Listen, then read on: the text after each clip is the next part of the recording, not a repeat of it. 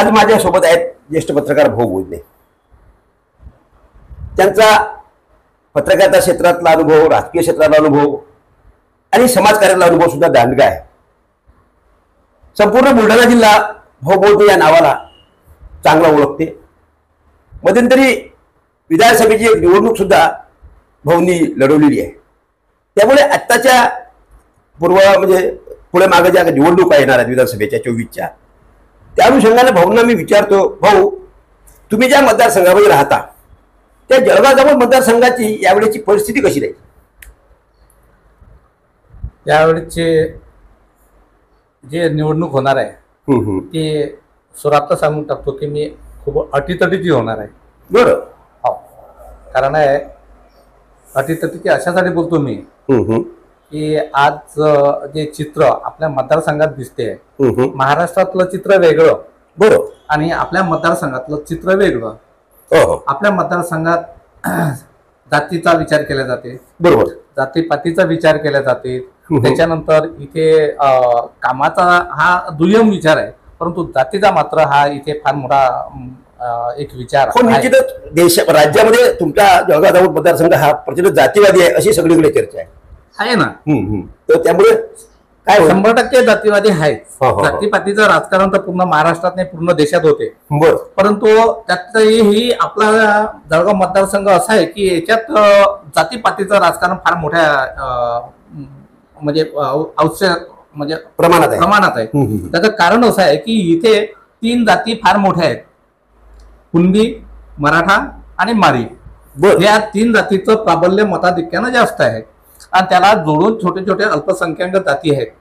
आता ह्या अल्पसंख्याक जाती नेमक्या ज्या बहुसंख्य जातीकडे वळल्यात तो उमेदवार इथे निवडून येते. हा या मतदारसंघातला आतापर्यंतचा इतिहास आहे. बरोबर.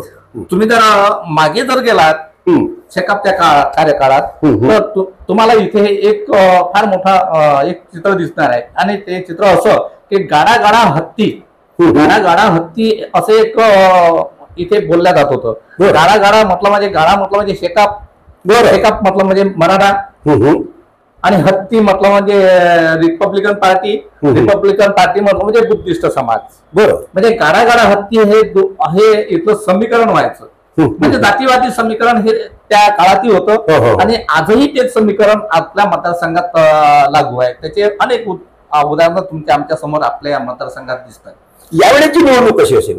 यावेळेची निवडणूक वेगळी नसेल. जातीचं उदाहरण आहेच. जात हे फॅक्टर कायम स्वरूपी आहेच. कुणबी समाजाचा उमेदवार आहे तर कुणबी समाज 90% म्हणजे त्यांचा निगेटिव्ह मतदार सोडला तर 100% त्याच्या कुणबी उमेदवाराच्या मागे आहे. बरोबर. आणि माळी उमेदवार जर अपोजिट असेल तर त्याच्या मागे माळी सुद्धा तेवढ्याच प्रमाणात माळ्याच्या उमेदवाराच्या मागे असणार आहे. आता गोष्ट एक आहे की मग उरते एक समाज, जो समाज त्याला प्रतिनिधित्व दिलं जात नाहीये, तो समाज म्हणजे पाटील समाज. मग तो पाटील समाज कुठे वळते? पाटील समाज कुठे वळते, कोण्या उमेदवाराच्या मागे वळते, असं जर चित्र तयार झालं तर तो उमेदवार तिथे या ठिकाणी निवडून येते. बरोबर. कारण एक समाज जर इथे जर काँग्रेसला मराठा समाजाला जर उमेदवारी दिली तर माळी समाज शिल्लक राहते. मग माळी समाज कोणाकडे जाते? रागाच्या भरात कोणाकडे जाते? मग ते कोणाकडे जातो? तो म्हणजे काँग्रेसला जर दिलं नाही तिकीट तर मग तो भाजपकडे वळते. बरोबर. पाटलाला दिलं नाही तर तो पाटील मग भाजपकडे वळते, अन्यथा तो काँग्रेसचा असते. परंतु त्याला असा राग येते की आमच्या जातीतल्या लोकांना तुम्ही उमेदवारी दिली नाही, मग आता आमचा हिसका पाहून घ्या. म्हणजे कुठल्याही अँगलला जर पाहिलं तर इथे जातीपातीचं राजकारण हे अग्रेसिव्ह आहे. म्हणजे ज्या मोठ्या जाती तुम्ही म्हणता त्याप्रमाणे त्या मोठ्या जातीच्या उमेदवाराला जर उमेदवारी भेटली तर तो समाज त्याच्या पाठीशी राहते. आणि त्याच्यामध्ये दावेदारी करणारा इतर समाज जर असला, समजा आता काँग्रेसमध्ये 3 जातीच्या लोकांनी उमेदवारी मागितली, त्यापैकी एकाला जर उमेदवारी भेटली तर 2 जे जाती राहतात त्यांना दगाफटका करतात. हमखास त्याचा नेताच हा दगाफटका करण्यासाठी प्रवृत्त करतो जातीच्या नावावर की आपल्या जातीवर अन्याय झाला असं तू जेव्हा बोलते ना ते वातावरण निर्मिती तशी होऊन जाते आणि मग मतदार हा जरी काँग्रेसचा असला तरी भाजपकडे वळते. अशा पद्धतीचं ते राजकारण या आपल्या मतदारसंघात जातीपातीचा हे 100% होतेच. तुमच्या मतदारसंघात यावेळी संजय कुटे यांचं जवळपास हे 5व्यांदा उमेदवार आहेत आता, 5व्यांदा विधानसभेमध्ये जाणार आहेत, म्हणजे तयारीत आहेत. तर अशा परिस्थितीमध्ये या भागामधली काँग्रेसची परिस्थिती कशी, कारण महाविकास आघाडीमध्ये 3 पक्ष आहेत, असे या 3 पक्ष जर एकत्र आले आणि असं एकत्र राहत असताना भारतीय जनता पक्षाच्या उमेदवाराला पराभव होणार नाही का? कोणाचं म्हटलं तुम्ही? भाजप म्हणजे 3 महाविकास आघाडीचे 3 घटक आहेत, 3 घटक एकत्र आले तर ते संजय कोटेंना भारी जातील का? संजय कोटेंना भारी तेवढ्या प्रमाणात जात नाही. बरं, भारी जातील तेवढ्या प्रमाणात जात नाही. त्याचं कारण असं आहे की हे जे 3 पक्ष आहेत, या 3 पक्षाचं अजूनही असं मेळ आलेला नाही. बरोबर, आपल्या मतदारसंघात तरी. जर आजही तुम्ही जर या 3 पक्षाचे नेते जर एकत्र पाहिले तर यांच्या म्हणजे चेहऱ्याच्या जे हावभाव आहेत किंवा त्याची देहबोली जी आहे, ते देहबोलीच तुम्हाला सांगते की हे अजून एक याचं मनोमिलन झालेलं नाही. एक दुसरी गोष्ट अजून महत्वाची अशी की हे जेव्हा म्हणजे उमेदवारीसाठी पुढे येतील तर काँग्रेसमध्ये नाही म्हटलं तरी 20-25 लोक उमेदवारी मागतात. बरोबर, प्रत्येक जणाचा आपला उमेदवार. मग त्याची खरं बोललं तर वाईट वाटेल कदाचित, परंतु त्याची अवकात नाहीये. बरोबर, त्याची अवकात नाहीये असेही काही लोक उमेदवारी मागतात. बरोबर, आणि त्यातही काही जे उमेदवार आहेत ते राजकारण त्याच्यात पक्षातल्या अंतर्गतही राजकारण करतात. ते राजकारण अशा पद्धतीचं असते की तो त्याचे 2-4 चमचे लोकांना सांगते की तू उमेदवारी पक्षाकडे मागून घे. मग नंतर जेव्हा अटीतटीचा प्रसंग येते तर मग ते 2-4 लोक जे तिकीट मागतात ते तिकीटाचं मागे घेतात, पण आम्ही मागे घेतो, मग या उमेदवारासाठी आम्ही मागे घेणार आहोत असं एक पक्षावर दबाव आणण्यासाठी हा एक प्रकार उमेदवार सुद्धा करतात. तो अर्थात चुकीचा आहे, बरोबर, असं करू नये, पण तो असा प्रकार घडते. हा, म्हणजे तुम्ही म्हणता त्याप्रमाणे आता यावेळेस काँग्रेस पक्षाकडे जवळपास स्वाती वाकेकर, रामजी बुरुगले या उमेदवारासह अजून 20 ते 22 व्यक्तींनी उमेदवारी मागितली आहे. आणि अजूनही तुम्ही म्हणता त्याप्रमाणे की त्यांचं एक सूत्रता नाही. आणि अशी एक सूत्रता नसताना जर यापैकी कोणी उमेदवाराला जर उमेदवारी दिली गेली तर ते इतर त्याचे विरोधकच राहतील. बिलकुल विरोधकच राहतात. त्याचं आम्हाला एक सांगा ना तुम्ही की हे 20-22 जे उमेदवार आता पक्षाकडे तिकीट मागतात, बरोबर, या प्रत्येकाच्या मागं जर आपण असं समजलं, हे गृहीत धरलं की या प्रत्येक उमेदवाराच्या मागं 5-5 हजार मतदान आहे, बरं, असं जर आपण गृहीत धरलं तर 20-50-100 हे 1 लाख मतदान तर यायचंच होऊन जातं. अगदी, हो, याच 1 लाख जर मतदान जर त्या पक्षाला जर गेलं तर यांना प्रचार करण्याची गरज नाही आहे. बरोबर, बरोबर, यांना प्रचार करण्याचीही गरज नाही आहे, परंतु तसं होत नाही. हे जे 20 उमेदवार आहेत ना, हे 20 उमेदवार जेव्हा उमेदवारी काँग्रेस जाहीर करते तर हे तटस्थ असतात. आम्हाला काही घेणदेण नाहीये, आम्हाला भेटलं नाही, आम्हाला विचारलं नाही, आम्हाला अमकं केलं नाही. परंतु भाजपवाले ज्या पद्धतीनं उमेदवाराला पाहत नाही, ते फक्त वरचं राजकारण पाहतात. बरोबर, वरचं राजकारण पाहतात तेव्हा फक्त त्यांच्याकडे उमेदवार हा नसते, फक्त त्यांच्याकडे पक्ष आणि ते पक्षाचं चिन्ह.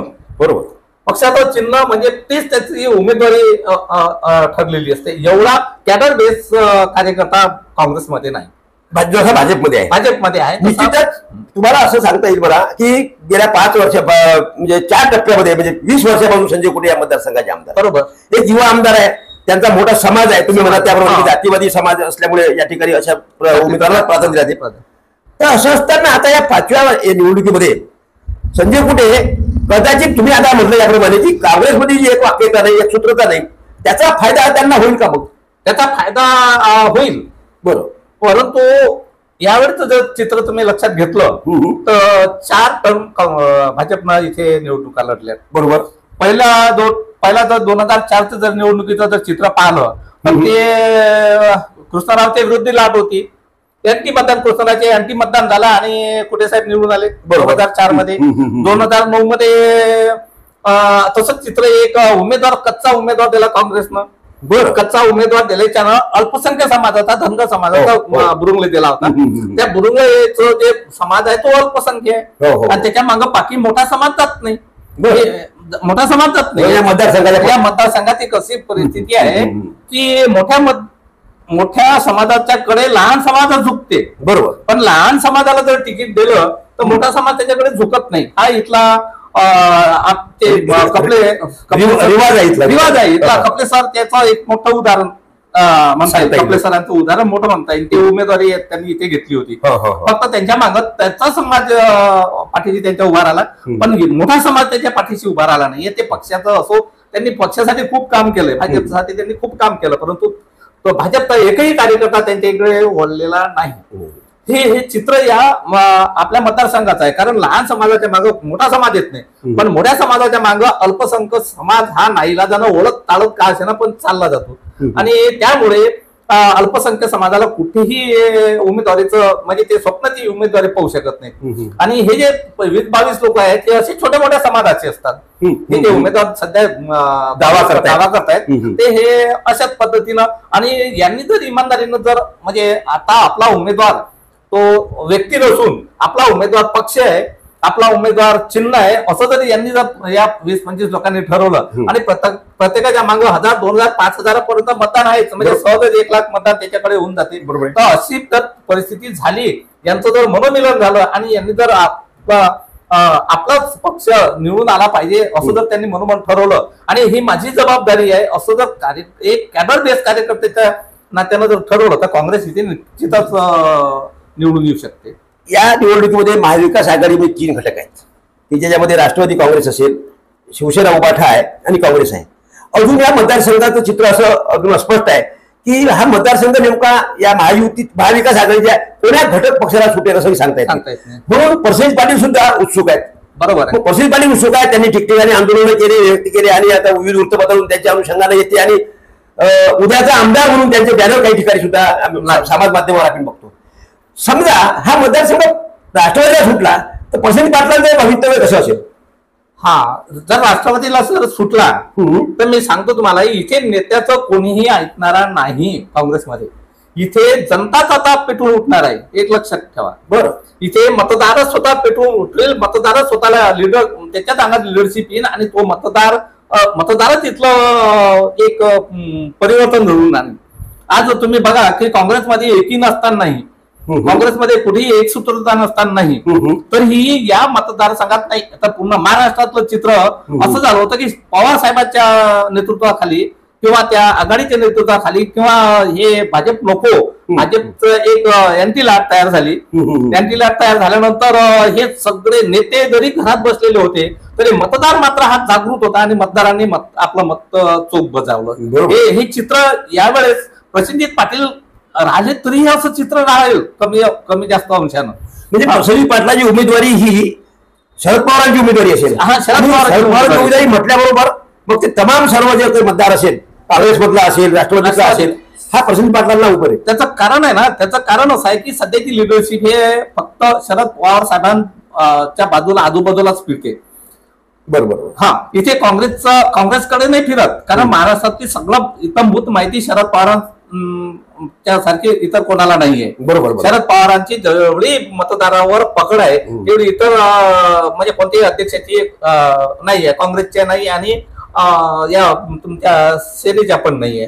काही ठिकाणी भाऊ अशी चर्चा आहे की या मतदारसंघाचा विरोधी पक्षाचा आमदार कोण असेल किंवा कोण उमेदवार आपल्या विरोधात उभा करायचा आहे याचं समीकरण संजय कुठे बसवतात अशी चर्चा आहे.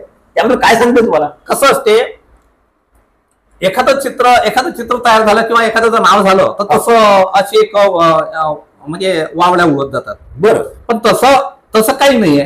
तसं उमेदवार ठरवतात वगैरे तसं नाही ठरवता येत. बोलायच्या गोष्टी आहेत, काय कुठे उमेदवार ठरवतात असं नाहीये. पण कुठे मात्र छोटे छोटे जे उमेदवार आहेत, छोटे छोट्या जातीचे, यांना थोडी मदत करून त्यांना उभे करतात. हा आजपर्यंतचा इतिहास आहे. म्हणजे काँग्रेसच्या उमेदवाराचं मत कमी झालं पाहिजे यासाठी संजय कुठे प्रयत्न असे प्रयत्न करतात. मुसलमानाचा उमेदवार करतील उभा, त्याला मत देतील, कारण बरेचसे लोक नाराज असतात आणि उमेदवारी घ्यायची म्हणून एक त्याची ओढ असते. बरोबर, आपल्याला उमेदवारी का घेऊ नये बाबा, मी त्या लायकीचा आहे अशी त्याची ते एक मानसिकता होऊन जाते. साहजिक आहे, खूप हा इथे लोकशाही आहे, प्रत्येकाला अधिकार आहे. बरोबर. पण मग त्याचा फायदा हा संजय कुठे लावते. बरोबर. आणि संजय कुठेला फायदा होण्यासाठी संजय कुठे साहजिक त्या उमेदवाराला हे देते. बरोबर, तुम्ही म्हणता त्याप्रमाणे आता सध्या काँग्रेसकडे जे काही 20-22 उमेदवारांनी अर्ज केलेले आहेत आपल्या उमेदवारीसाठी, त्याच्यामध्ये बहुसंख्य काही मुस्लिम सुद्धा आहे. सोनाळ्याचे असतील, आमोदचे असतील, शेगावचे असतील. तर याच्यामध्ये जर काँग्रेसने असे समीकरण केले, मुस्लिमांना उमेदवारी जर दिली नाही तर संजय कुठे अशा पद्धतीचं समीकरण करू शकतात काय? हा, करू शकतात, परंतु ते काँग्रेसचं नुकसान होण्यासाठी म्हणून हा ते करतात, करण्याची त्याची मानसिकता पण असते. परंतु गोष्ट एक आहे की त्यावेळेस ते समीकरण इथे लागू होणार नाही. म्हणजे मुस्लिम उमेदवार एखादा जर अपक्ष उमेदवार राहिला तरी लोक ते मुस्लिम उमेदवाराला अपक्षाला मतदान करणार नाही असं तुम्हाला वाटतं? मला वाटते. मतलब म्हणजे त्याचं एक उदाहरण आहे की आता अलीकडे एक असं बोललं जाते की भाजप म्हणजे कुठे ज्यावेळेस पासून इथे सत्ता गाजवतात तेव्हापासून इथे कुठे राजकीय वगैरे असं दंगल वगैरे काही झालेली नाही. बरोबर आहे, बरोबर आहे. इथे राजकीय दंगल झालेली नाहीये. त्याचं कारण असं आहे की तुमच्याकडे सत्ता आहे, हो, तुमच्याकडे पोलीस यंत्रणा आहे, हो, तुमच्याकडे सगळे आयुध आहे. त्याची त्यांना मुस्लिम समाजात दहशतीखाली आहे. बरं, अल्पसंख्याक समाज सुद्धा दहशतीखाली आहे. नाही म्हटलं तरी दहशतीखाली अल्पसंख्याक समाज सुद्धा आहे, दलित समाज आहे, मुसलमान समाज आहे. कारण त्याला खाली कोणा आवाज काढला, सत्ताधारी माणसाने आवाज काढला तर त्याला खाली मान घालावं लागते किंवा चूप बसा वाटते. आणि हा अशी दहशत जेव्हा आहे तर ते ह्या गोष्टी तिथे घडणारच आहेत ना.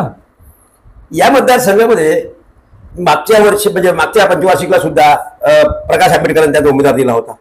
यावेळी सुद्धा प्रकाश आंबेडकर उमेदवार देणार आहेत आणि ते सुद्धा मोठ्या समाजातील उमेदवाराला देतात. तिसरी आघाडीची भाषा आहेत. त्यामुळे अशा परिस्थितीमध्ये मोठ्या समाजाला उमेदवार जर दिला आणि प्रकाश आंबेडकरांची कुठेही या महायुतीशी किंवा महाविकास आघाडीची युती नाही, त्यामुळे हा उमेदवार या मतदारसंघामध्ये आतापर्यंत निवडून आलेला नाही आणि आजही समजा त्याला उमेदवार दिली तर त्याला मिळणारं मतदान यामुळे तोटा कोणाचा होईल? हे बघा, प्रकाश आंबेडकर हा उमेदवार यांचा उमेदवार राहणारच आहे. बरोबर. कारण ते काही कोणाची युती करत नाही. आजपर्यंत इतिहास आहे. गेल्या 40 वर्षापासून आपण जर त्याचा इतिहास पाहिला तर त्यांनी कोणाबरोबरही युती केलेली नाहीये. फक्त एक वेळ प्रकाश म्हणजे एक वेळ तिन्ही दलिताच्या चारही नेत्यांनी एक लोकसभेसाठी युती केली होती. शरद पवार साहेबांनी ते युती घडून आणली होती आणि 4 खासदार निवडून आणले होते. तेव्हापास ते एक उदाहरण जर सोडलं तर प्रकाश आंबेडकरांनी कधीही युतीची भाषा केलेली नाही आणि ते काँग्रेस बरोबर कधीही युती करत नाही. युती करत नाही म्हटलं की ते काँग्रेसच्या नेहमी यांचीच त्यांचं हे राहते. आता गोष्ट आहे साहजिक आहे, राहत ते. कारण स्वतंत्र काहीतरी तुमच्या लोकशाही स्वतंत्र कोणता एक विचार असला पाहिजे. तो एक आपण मान्य केला तर त्या पक्षाच्या मागं किंवा पार्टीच्या मागं फक्त एकमेव एकच जात आहे ते म्हणजे आंबेडकरी मतदार. इतर मतदार त्यांच्या पाठीशी उभे राहत नाहीत. जरी तुम्ही इतर समाजाचा उमेदवार दिला लोकसभेसाठी, आपल्या विधानसभेसाठी जर इतर समाजाचा दिला तरीही अलीकडे जे मताधिक्य प्रकाश भाऊ आंबेडकरांचं जे मताधिक्य आहे ना ते मताधिक्य घटलेलं आहे. कारण आहे त्यातले बरेचसे आंबेडकरवादी जे तरुण आहेत, अभ्यासक आहेत, त्यांनी एक हे केलंय की कुठेतरी आता आपण तडजोड केली पाहिजे. 2-4 खासदार आमदार किंवा 5-25 आमदार तुमच्या पत्रात पाडून घ्या. त्याच्यानंतर काय अशी नशी ते नंतर तुमचं राजकारण तुमचे जे काय ते चालवा, पहिल्यांदा तुमची ताकद उभी करा. असं बऱ्याचशा कार्यकर्त्यांचं मत आहे. दबक्या आवाजात काशेना पण मत आहे. आणि इथे जो सुशिक्षित मतदार आहे तो पण तेच म्हणते की उभे राहून आपण काय करणार. आपण तर नेहमी पळतो, 40 वर्षापासून आपण पळत आलो. 40 वर्षापासून आपलं पडझड चालू आहे आणि त्यामुळे समाजाचं खचित नुकसान होते. कोणताही उमेदवार निवडून आणले जात नाही आणि अशा परिस्थितीत जे काही आमदार होते ते पण प्रकाश आंबेडकर यांच्या पाठीशी उभे राहिले नाही. इतर समाजाला जेव्हा ते उमेदवारी देतात त्या इतर समाजाचं मत आणि प्रकाश आंबेडकरचं जे मतदान आहे ते हमखास त्या उमेदवाराला होते. तो उमेदवार निवडून यापर्यंत त्याची मदत जाते, परंतु समाजाच्या पत्रात काही पळत नाही. समाजाच्या म्हणून आंबेडकरवादी तो मतदार, सुज्ञ मतदार ह्या वेळेस नक्कीच बाजूला गेलेला आहे. तो एवढा बाजूला गेलेला आहे, एवढा निगेटिव्ह झालेला आहे. 50% मतदार आज आंबेडकरवादी मतदार फुटलेला आहे प्रकाश आंबेडकरांच्या विरोधात. आणि साहजिकच त्याचा परिणाम प्रकाश आंबेडकर यांना होते आणि त्यामुळे तो उमेदवार जरी त्यांनी दिला तरी तो जेवढा पाहिजे तेवढा पॉवरफुल ठरत नाही. मतदारसंघामध्ये माळी समाज बहुल समाज आहे. यावेळेस त्यांनी माळी समाज उमेदवाराला सर्च केलेला आहे. बरोबर. आणि त्यांच्यावर त्यांची नजर आहे. या अगोदर पाटील समाज उमेदवार प्रसिद्ध पाटलांना सुद्धा त्यांनी उभं केलं होतं आणि ते निवडणुकीच्या बिलकुल निवडून येण्याच्या शर्यतीत होते. तरी पण थोड्या मतांनी त्यांचा पराभव झाला आणि संजय कुटेचा त्यावेळेस विजय झाला. आज रोजीच्या परिस्थितीमध्ये अशी जर आहे की इथं काँग्रेस स्पर्धेमध्ये जर असेल तर काँग्रेसचं मतदान प्रकाश आंबेडकरांना जर उमेदवार दिला माळी समाजाचा तर काँग्रेसचं मतदान कमी होईल. त्यामुळे प्रकाश आंबेडकरांच्या या उमेदवारीमुळे संजय कुटेला फायदा होईल. म्हणजे प्रकाश आंबेडकरांची बी टीम म्हटल्या जाते, याबद्दल तुम्ही काय सांगाल? प्रकाश आंबेडकरांची बी टीम म्हटल्या जाते. बी टीम म्हटलं म्हणजे भाजपची भाजपला पाठिंबा म्हणजे भाजपला ते सफार होते असं बोललं जाते. हे तेवढं समाजात जे चित्र तयार झालेलंच आहे सध्याचं. तशी बी टीम वगैरे ह्या गोष्टी नसतील. काँग्रेस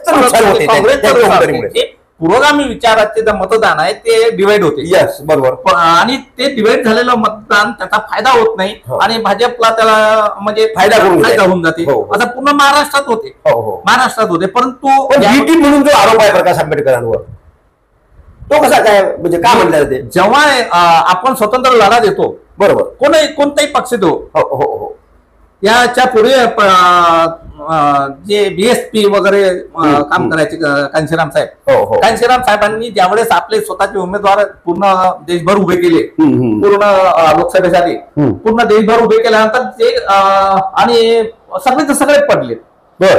सगळे हे पडलेत हे तेवढं खरं आहे. पण काँग्रेसचं अपमान नुकसान त्या काळात झालेलं आहे. बरोबर, काँग्रेसचं त्या काळात नुकसान झालेलं आहे. परंतु कांशीराम साहेबांचं एक असं स्वप्न होतं की पहिल्यांदा, किंवा त्यांचा एक असा एजेंडा होता की पहिल्यांदा उभं राहायचं, स्वतः पडायचं, दुसऱ्यांदा उभं राहायचं, दुसऱ्याला पाडायचं, आणि तिसऱ्यांदा उभं राहून स्वतः निवडून यायचं. आणि त्याच्या मागे त्यांची अतोनात मेहनत होती. बरोबर. तसं प्रकाश आंबेडकरांना का शक्य होतं? शक्य अशासाठी होत नाही की ते त्यांना हे कॅडर वगैरे जो आहे ना, हे कॅडरचं काही घेणं नाही. त्यांना आंबेडकर हा शब्द त्यांना लागू झालेला आहे. आंबेडकर, प्रकाश आंबेडकर हे आंबेडकर घराण्याशी रक्ताचं नातं आहे, म्हणून पूर्ण आंबेडकरी समाज हा त्याच्या पाठीशी उभा राहते. आणि त्यामुळे त्यांना असं भारी मेहनत किंवा कॅडर बेस कार्यकर्ता किंवा इतर असं करण्याची गरज पडली नाही. जे कांशीराम साहेबांनी केलं ते पूर्ण हिंदुस्थानभर सोशल इंजिनिअरिंग जे आहे ते कांशीराम साहेबांनी केलं. मायावती आणि कांशीराम साहेबांना त्याचा ऑटोमॅटिक असा फायदा झाला की ज्यावेळेस कांशीराम साहेबांनी सगळे उमेदवार उभे केले, त्या उमेदवारीच्या वेळेस सगळे पडलेत. त्यावेळेस बाकीचे जे काँग्रेसवाले बोंबल्या मारायचे की अरे वो चमारोखी पार्टी आहे, अरे वो चमारोखी पार्टी आहे, अरे वो चमारोखी. आणि त्यामुळे ऑटोमॅटिक चमार समाज पूर्ण कांशीराम साहेबांच्या पाठीशी उभा राहिला. आणि तो प्रामुख्याने उत्तर प्रदेशात राहिला. उत्तर प्रदेशातली चमाराची संख्या खूप मोठी होती. आणि त्याच्यानंतर कांशीराम साहेबांनी इतर समाजाचे कॅन्डिडेट उभे केले, तर साहजिकच त्याचा रिझल्ट चांगला आला. बरोबर. सोशल इंजिनिअरिंग त्यांची स्ट्रॉंग होती. आणि इथे प्रकाश आंबेडकरांची सोशल इंजिनिअरिंग त्या मानानं कमकुवत. मग असं जर असताना या मतदारसंघामध्ये सध्याची परिस्थिती, कारण मध्यंतरी संजय कोटे आमदार किंवा मंत्रिमंडळामध्ये विस्तार होणार होता, त्यात त्याचा मंत्री म्हणून समावेश होणार होता. पण मंत्रिमंडळात समावेश झाला नाही, मंत्रिमंडळात विस्तारच झाला नाही शेवटपर्यंत, अगदी इलेक्शन निवडणूक येईपर्यंत. मग असं असताना संजय कोटेला जो करोडो रुपयाचा निधी त्यांच्या सरकारने दिला, आणि त्यामुळे मतदारसंघाचा जे विकासात्मक काही विविध कामं करू शकले. आणि मतदारसंघातील मग लहान सहान समाज असतील, बारी समाज असेल, तांबा समाज असेल, मागासवर्गीय समाज असतील, दलित मुस्लिम असतील, यांच्यासाठी त्यांनी विविध अशा दालनं उभी करून दिली. त्यामुळे निश्चित या सगळ्याचा फायदा संजय कोटेला निवडणुकीत होईल असं मला वाटते का? हे बघा, त्यांनी मुसलमानाला शादीखाना दिला, बरोबर. बुद्धांनाही ते विहार दिले, बुद्धांनाही त्यांनी समाज मंदिरं बांधून दिले, आपल्या गावातही समाज मंदिर बांधून दिलंय, बरोबर. परंतु आपल्या गावातले त्यावेळेस ज्यावेळेस समाज मंदिर बांधून दिलं त्यावेळेस बुद्ध कुठेच्या मागे गेले नाही, बरं. आणि मुसलमानांना जर शादीखाना दिला असेल तर मुसलमान त्याच्या पाठीशी गेले नाहीत, हे बरोबर आहे. आता यातला काही अंशी जो भाजपचा जो कार्यकर्ता असेल तो कार्यकर्ता त्याचा क्रेडिट घेण्याचा प्रयत्न करेल, परंतु जेवढ्या पाहिजे तेवढ्या प्रमाणात ते मतदान होत नसते. तुमच्या मतदारसंघामध्ये प्रामुख्याने बारी समाजाची एक मागणी होती. मध्यंतरी शेगावला एक फार मोठं बारी समाज अधिवेशन झालं होतं. त्यामध्ये बारी समाजाच्या अधिवेशनामध्ये संत रूपलाल महाराजांचं एक राष्ट्रीय स्मारक व्हावं, आणि ठिकठिकाणी रूपलाल महाराजांचा जे प्रस्थ बारी समाज जो तुमच्या मतदारसंघात आहे त्या ठिकाणी संजय कोटे यांनी अगदी सढळ हाताने मदत केली. त्यामुळे या भागातला बारी समाज हा मोठ्या संख्येनं भारतीय जनता पक्षाला वळलेला आहे. तर त्यामुळे संजय कोटेच्या सोबत बारी समाज असतील, लहान सहान अल्पसंख्याक समाज असतील, तर याच्यामुळे संजय कोटेचं मताधिक्य वाढवू शकते काँग्रेसच्या तुलनेत. हे बघा, क्रांतीबरोबर काही प्रतिक्रांती असते, बरं. क्रांतीबरोबर प्रतिक्रांती हे सारख्या चालतात, ते दोन काठ असतात ते, किंवा रेल्वेचे रूल असतात, सारखे चालतात. क्रांती आहे ना, क्रांतीबरोबर प्रतिक्रांती त्याच तोलामोलात चालत असते, बरं. आता तुमच्या बारी समाजाला जेव्हा ते दिलं तुमच्या बारी समाजाला समजा एक प्राधान्य दिलं किंवा हा निधी बारी समाजाच्या रूपलाल महाराजसाठी आपण दिला तुम्हाला, त्या तुमच्या म्हणजे बारी समाजातला जो नेता असेल त्या गावातला तो त्याचं क्रेडिट घेईल ना. बरं, तो त्याचं क्रेडिट घेतल्यानंतर त्याची जे प्रतिक्रांती ते करते त्याच्या विरुद्ध जे मतदान असते ते मतदान त्याच्याकडे तुम्ही रूपलाल महाराजला किंवा बाबासाहेब आंबेडकरांनाही कधी तुम्ही स्मारक बांधलं तर त्याचा जो अपोजिट असते त्या नेत्याचा अपोजिट जो वर्कर असते तो कदापिही त्या तिकडे वळत नाही. प्रत्येक समाजात 2 गट असतात. बरोबर. तर कधीही त्या बाजूला वळत नाहीये. तुम्ही जर इकडे जात असले तर तो पलीकडे जाते. हे चित्र नेहमी तर समाजातलं असतेच. त्यामुळे ते मतदान 100% तशा पद्धतीचं खुरे साहेबांना एकत्रित मतदारसंघाचा समतोल विकास करण्यासाठी म्हणून जसं शेगाव तालुका आहे, जळगाव दामोद तालुका आहे, संग्रामपूर तालुका आहे, बरोबर, अशा 3 तालुक्याचा तुमचा मतदारसंघ आहे. आणि समतोल विकास करण्यासाठी म्हणून संतनगरी शेगाव असेल, त्यांचं जळगाव दामोद गाव असेल, संग्रामपूर तालुका असेल, या ठिकाणी सध्याची विकास कामं बघता हा करोडो रुपयाचा निधी आलेला आहे. आणि सामान्य नागरिकांना असंच वाटतं की आपल्याला कशाला काय, आपला विकास व्हावा, आपल्या गावाचा विकास झाला पाहिजे, परिसराचा विकास झाला पाहिजे, आणि हा विकास संजय कुटेंनी समतोल केलेला आहे. त्यामुळे असं जे चित्र आहे सध्या मतदारसंघामध्ये की ज्यामध्ये संजय कुटे हे काँग्रेसच्या उमेदवारापेक्षा वरचढ राहतील, तुम्हाला काय म्हणता येईल? नाही, तसं चित्र दिसणार नाही. कारण आहे त्याच्या विरुद्धची जे सध्याची लाट, बरं, सध्याची लाट जर पाहिली तर त्याच्या विरोधात आहे मतदारसंघातली एक. आणि दुसरी अजून महत्वाची गोष्ट की त्यांना याच्यापूर्वी जो लाभ झाला आहे तो वरचा झालेला आहे, वरच्या पातळीवरून लाभ झालेला आहे. ते मग मोदी साहेबांची लाट असेल किंवा अजूनही असं. आणि मध्यंतरी त्यांना जी लाट झाली आहे ती मला तिकीट भेटलं नाही, म्हणजे माळ्याला भेटलं म्हणून पाटील नाराज झाला, अशा पद्धतीनं ते निवडणूक लढले किंवा निवडून आले. आणि त्याचं 14 आणि 19 हे मोदी साहेबांची लाट होतीच. आता तसं चित्र मतदारसंघात काय कुठे महाराष्ट्रात पण नाहीये. आणि आज जर तुम्ही विचार केला तर लोकसभेच्या निवडणुकीत जो रिझल्ट लागलेला आहे, जे फळी तयार झालेली आहे पवार साहेबांची किंवा आघाडीची जी फळी तयार झालेली आहे, ही फळी यावेळेस लय पॉवरफुल ठरणार आहे. बरोबर, हे चित्र राहील जे कमी जास्त प्रमाणात किंवा विकासाचं काम, विकासाचं ते हे दाखवलं जाईल या मतदारसंघात. परंतु तो विकास फक्त काही विशिष्ट भागातच झालेला दिसणार आहे तुम्हाला. आज जर तुम्ही गोमाल सारखं गाव जर पाहिलं तर तिथलं शैक्षणिक प्रगती, तिथलं वातावरण, तिथलं हे तो प्रगतीचा हे नाही आहे. तुम्हाला जळगावात ती प्रगती दिसेल, वरवटला दिसेल, शेगावच्या चौकात दिसेल, पण तुम्ही वानखेडला गेले तर तिथे प्रगती दिसणार आहे का? तुम्ही सोनाळ्याच्या तिकडे बोरखेड आहे, त्या बोरखेडच्या गावात प्रगती दिसणार आहे का? तिकडे सायखेड आहे, तर सायकलला तुमची प्रगती तशी प्रगती झाली आहे का? तुम्ही सोनाळ्यात प्रगती केली असेल रस्त्याची, तुम्ही तिथे काहीतरी दान दिलं असेल, तुम्ही वरवटला दिलं असेल चौकात, परंतु रिंगणवाडीला दिलं का? किंवा अजून खेड्यापाड्यातल्या लोकांना दिलं का? कारण आपला मतदारसंघ हा खेड्याचा मतदार आहे. आणि जर तुम्ही खेड्याकडे जर दुर्लक्ष केलं असेल किंवा खेड्याकडे विकासाचं दुर्लक्ष तुमचं ऑटोमॅटिक झालेलं आहे तुमचं. कारण तुम्ही फक्त रस्ते आणि शहराचा विकास करण्याचा तुमचं हे आहे. तुम्हाला गजानन महाराजचं शेगाव विकासासाठी तुम्ही मॉडेल ठरवलं, तुम्ही वरोड बकाल हे स्थानिक मार्केट असल्यामुळे हे मॉडेल ठरवलं. हे तुम्ही जळगाव हा चौक, जळगावातलं एक चौक आहे तो मॉडेल, ते गाव आहे ते एक मॉडेल ठरवलं. पण तुम्ही त्याच्या आजूबाजूला जे खेडेपाडे आहेत त्याचा विकास तुम्ही अद्याप केलेला नाहीये ना. तुम्हाला नदी पात्रातले गाव वाहून गेले, त्याची काय परिस्थिती झाली ही दिसती गोष्ट आहे. त्यामुळे तिथला काही बराचसा मतदार नाराज झालेला आहे, नाराजीच्या मार्गावर आहे. आणि तुम्ही 4 वेळेस तुम्ही, आणि या मतदारसंघात एक नेहमी ते काय की 2-3 वेळा तुम्हाला चान्स देते, नंतर 4थ्यांदा 5व्यांदा पाडतेच. हा इथला इतिहास आहे. त्यामुळे तुमचं काम करताना केवळ कामच करता म्हणून मतदार वाढते असं नाही आहे. कारण त्या कामाबरोबर प्रतिक्रांतीसारखं अँटी मतदान सुद्धा तयार होते. बरोबर. आणि ते गुप्त असते, ते तुमची सत्ता असेपर्यंत ते दिसत नाही. परंतु ज्यावेळेस इलेक्शन येते ना, ते इलेक्शनच्या माध्यमातून लोक दाखवून देतात. तुमच्या मतदारसंघामध्ये स्वाभिमानी शेतकरी संघटनेचा फार मोठा जोर आहे. बिलकुल. प्रशांत टिक्कर यांचं मोठं आंदोलन आहे या मतदारसंघामध्ये. एडीओचं ऑफिस असेल, तहसीलदार कार्यालय वगैरे किंवा ठिकठिकाणी त्यांचा पहिला मतदारसंघाचा पूर्ण दौरा झाला स्वतःच्या पत्नीवर सोबत. आता यावेळेस सुद्धा त्यांनी स्वराज्य कैसे या नावाची एक रॅली काढली आणि गावागावात त्यांच्या सभा सुरू आहेत. बरोबर. त्यांच्या सभांमध्ये ते अत्यंत आक्रमकपणे संजय कुटे यांचा विरोध करतात. संजय कुटेच्या कामावर टीका करतात, प्रखर टीका करतात. आणि त्यातून पण या सगळ्यामध्ये हे जे मतदान हे जे आहेत आपले, आपण काय म्हणतो त्याला, प्रशांत डिक्कर यांच्या मतामुळे किंवा प्रशांत डिक्कर कोणाचं मतदान घेईल?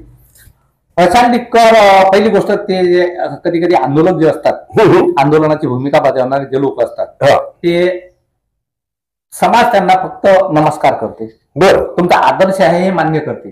तुम्हाला जाता येताना 3 वेळा उठून नमस्कार करते, सॅल्यूट मारते. पण मतदान वळवणं, बरं, मतदान ज्या पद्धतीनं वळते ते वळवण्याची ताकद सध्या डिक्कर मध्ये नाही आहे. पहिली गोष्ट. बरोबर. जर समजा तरीही पण जे काही काम आंदोलनाच्या माध्यमातून करून त्यांना जो काही प्रतिसाद भेटणार आहे तो काँग्रेसच मतदान ते त्यांच्याकडे वळलेलं असेल, हे तेवढंच खरं आहे. पण एवढं जरी असलं म्हणजे त्यांचं मतदान जे वळवल्याचे त्याच्या अंगात म्हणजे सध्या ते मतदान वळवण्याच्या त्या तेवढ्या फॉर्म मध्ये नाहीये. हे नाईलाजानं बोलावं लागते त्यांचं, कारण आंदोलन आपण त्याच्या आंदोलनाला सॅल्यूट मारतो. ते शेतकऱ्यासाठी आंदोलन करतात, म्हणजे जे त्यांच्या पुढे ज्या समस्या येतील त्या तसं हे त्यांच्या आंदोलनामध्ये येणारे जे काही आंदोलक असतात त्या चळवळीमध्ये त्या चळवळी पुरते किंवा त्या मागण्या मंजूर होईपर्यंत त्याच्यासोबत राहतात. मताच्या पेटीत ते जमा होणार नाही. ते तुम्हाला नमस्कार करतील ना हो, तुम्हाला आदर, पण मताच्या वेळेस नाही. माझा तो उमेदवार, माझा पक्ष आहे, माझा पक्ष आहे, माझा तो जातीचा पक्ष उमेदवार आहे, माझा तो टमका आहे, माझा तो नात्यातला कोणतरी आहे, असं पाहून मतदार करत असते. आता या मतदारसंघामध्ये संजय कुटे हे सुद्धा कुंभी समाजाचे आहेत. बरोबर. प्रशांत डिक्कर कुंभी समाजाचे. त्यामुळे प्रशांत डिक्करच्या उमेदवारीमुळे कुठेंना काही नुकसान होईल का? कुठेंना नुकसानची शक्यता कमी आहे. कारण आहे प्रत्येक समाजात काही निगडी मतदान असते. तो समाज म्हणजे जरी कुणबी समाजाचा असला तरी काही कुणबी लोक नाराज असतात. माळी उमेदवार असला की माळ्यातले काही लोक नाराज असतात. पण ते प्रत्येकाच्या समाजात एक 25% हा समाज नाराज होईलच असते. तुम्ही कितीही बोललं तरी तो 25% मतदार हा नाराज झालेला असते. त्याचं कारण आहे की तुमचा जर कार्यकर्ता त्या गावात असेल, त्या गावातला कार्यकर्त्याचं काम त्याला आवडत नाही, तो त्याच्या विरोधातच बोलणार आहे. म्हणजे त्याचं आपण काय म्हणतो चहापेक्षा किटल्या गरम झाल्या, त्याला असं वाटतं की याला जर आपण मोठं केलं ह्या जास्त सपार होऊन जाईल, आपल्या गावात आपल्याला हा डोईजोड होईल. आणि अशा वेळेस तो निगेटिव्ह भूमिका घेते. अशी निगेटिव्ह मतदानाची काही एक आकडा असते. तो आकडा कुटे साहेबांचा आकडा तो डायरेक्ट म्हणजे विरोधाला न जाता कोणाला जाता तो जर याला भेटला तर त्याचा फायदा कुटे साहेबांचाच राहतो. नुकसान काँग्रेसचं होईल. नुकसान काँग्रेसचं होते. कारण ते मतदान काँग्रेसला यायच्या ऐवजी ते मतदान इकडे थांबवून ठेवलं. यांनी थांबवून ठेवलेलं आहे. आणि ते मतदान ते पॉवरफुल ठरत नाही. कारण इकडे काँग्रेसचं मतदान वाढायला पाहिजे, ते मतदान तेवढ्या पद्धतीने वाढत नाही. म्हणजे काँग्रेसचं मतदान थांबवू शकते. त्याचं ते नुकसान त्यांचं ठरलेलं आहे. तेवढं नुकसान काँग्रेसला सोसावंच लागणार आहे. भाऊ, मी तुम्हाला एक शेवटचा प्रश्न विचारतो. हा बोला. तुल्यबळ जर आपण विचार केला मतदारसंघाचा, सातत्यानं काँग्रेस या मतदारसंघात गेल्या 5-10 वर्षामध्ये रामजी गुरुमुले असतील, स्वाती वाकेकर असतील, यांनी पक्ष संघटनेकडे पूर्ण दुर्लक्ष केलं. आज मोठ्या प्रमाणात काँग्रेस मधला मोठे कार्यकर्ते हे संजय कुटे आणि भाजपमध्ये तुम्हाला दाखल झालेले दिसतात. बरोबर. त्यामुळे एक मोठा वर्ग हा काँग्रेस मधला जो जीवाभावाचा कार्यकर्ता होता, कारण कृष्णराव इंगळेंनी आपल्या पराभवानंतर काँग्रेसची वाताहत केली असा आरोप आहे त्यांच्यावर. त्यांच्या कन्येने सुद्धा अगदी निवडणुका आल्या म्हणजे त्या मग बाहेर निघतात, त्या दरम्यान कार्यक्रम होतात. आणि पक्ष नेतृत्व जे असेल म्हणजे मुकुल वासनिक जेव्हा जिल्ह्यातून निघून गेले तेव्हापासून जे कोणी नेतृत्व आहे, मग शाहूमाळकर असतील, बोद्रे असतील, यांनी सुद्धा या मतदारसंघाकडे दुर्लक्ष केलं. त्यामुळे या मतदारसंघातला खऱ्या अर्थानं कट्टर काँग्रेसी कार्यकर्ता हा आता फक्त बोटावर मोज्यासारखा राहिलेला आहे. त्यामुळे काँग्रेसचं मताधिक्य रूपानं हे कमी होईल. आणि आता तुम्ही काल परवा एक बातमी ऐकली असेल की 7,500 ते 8,000 नव मतदार तयार झालेले आहेत. आणि हे नव मतदार तयार होत असताना या नव मतदारांचं रजिस्ट्रेशन करणे, त्यांना त्यांचे अर्ज भरून घेणे वगैरे, हे सर्व भाजपाच्या कार्यकर्त्यांनी केले. बरोबर. कारण भाजपामध्ये टीम वर्क आहे, तुम्ही कबूल करता. त्यामुळे कॅडर बेस त्यांनी ते केलेलं आहे. त्यामुळे 7,000 हे मतदान काँग्रेस म्हणजे संजय कुटेच्या पथ्यात पडू शकते. आणि काँग्रेसमध्ये असलेली ही अवनीती हे सुद्धा काँग्रेसच्या उमेदवाराला घातक आहे. म्हणून एकंदरीत मला हे विचारायचं या तुल्यबळ याच्यामध्ये या काँग्रेस आणि भाजपमध्ये काय नेमकं समीकरण असेल? हे बघा, तुम्ही जर आता लोकसभेचा जर विचार केला, लोकसभेच्या विचारात नेते कुठेही नव्हते काँग्रेसच्या याच्यात. जनतेनं हा विचार केलेला आहे कोणता, की आपल्याला कोणाला मतदान करायचं आहे, भाजपच्या विरुद्ध मतदानाची लाट तयार करायची की भाजपला सपोर्ट करायचा, हे जनतेने ठरवलेलं आहे. त्याच्यात मग तुमचं संविधानाचा प्रश्न असेल, तुमच्यात इतर सगळे काही समस्या असतील, परंतु जनतेने ठरवलेला आहे. इथे आपल्या मतदारसंघात एकही नेता काँग्रेसचा किंवा राष्ट्रवादीचा किंवा असा फारसा असा झटलेला नाहीये.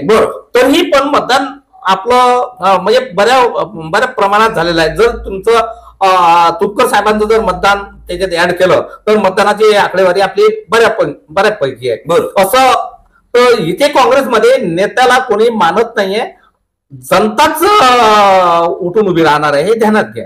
त्याचं कारण असं आहे की एखादा उमेदवार जर बार जर काम करत असेल किंवा एक म्हणजे वरच्या पातळीवर काम करत असेल, कारण आज कुठे साहेब कितीही म्हटलं तरी हे राज्य लेवलवरच्या आज पदाधिकारी नाही, नेता झालेले आहे, स्टार प्रचारक आहे. जरी त्यांना मंत्रिपद भेटलं नाही तरीही पण ते पक्षाच्या याच्यात नंबर 1 चे झालेले आहेत. आता संसद रत्न संसद पुरस्कार त्यांना भेटलेला आहे. तो पुरस्कार बरोबर साहजिक आहे, तो काही आता नाही भेटलेला, तो जुन्या काळापासून म्हणजे 4-5 सालाचा आहे. तर हे पुरस्कार ते काही मतदानाचं म्हणजे ओढून घेतील तर असं काही एवढं फार मोठं त्याचं महत्व नाहीये. पण इथे जो कुठे साहेबांना जो म्हणजे मतदान होणार आहे ते मतदान नक्कीच यावेळेस थोडं हलकं होणार आहे. कारण त्यांचं जे कामाचं हे पाहतं आता थांबवा ही लाट असं म्हणजे तुम्हाला असं म्हणायचं आहे की ही निवडणूक अटीतटीची होईल. म्हणजे कोणत्या दोन पक्षामध्ये असेल? तो आघाडी आणि युती दोनच पक्षांमध्ये. म्हणजे आघाडीचा कोणता उमेदवार जो असेल तो काँग्रेसचा असो, राष्ट्रवादीचा असो, उभा ठायचा असो, त्यांचा एक उमेदवार आणि संजय कुटे या दोघांमध्ये हे एवढी जबरदस्त फाईट होणार आहे की न भूतो भविष्य. मंडळी, निश्चितच या परिसरामध्ये भाऊ बोधने ज्येष्ठ पत्रकार यांच्याकडून जो काही आतापर्यंत जे आपल्याला आपल्या प्रश्नाची उत्तरं मिळाली, त्यामुळे याच्यातून या मतदारसंघाची निवडणूक अगदी तुल्यबळ होईल आणि तुल्यबळ होत असताना त्यामध्ये निसट्टा विजय संजय कुटेचा होईल असं भाऊंच्या या आतापर्यंतच्या प्रश्नोत्तरामधून दिसून येते. त्यामुळे एकंदरीत या राजकीय चर्चेमधून भाऊंच्या मनात जे काही या या मतदारसंघाबद्दलचं वातावरण आहे किंवा राजकीय विश्लेषण आहे ते त्यांनी त्यांच्या परीने केलं आहे. भाऊ, तुम्ही आलात, आम्हाला मुलाखत दिली, त्याबद्दल मी तुमचा आभारी आहे.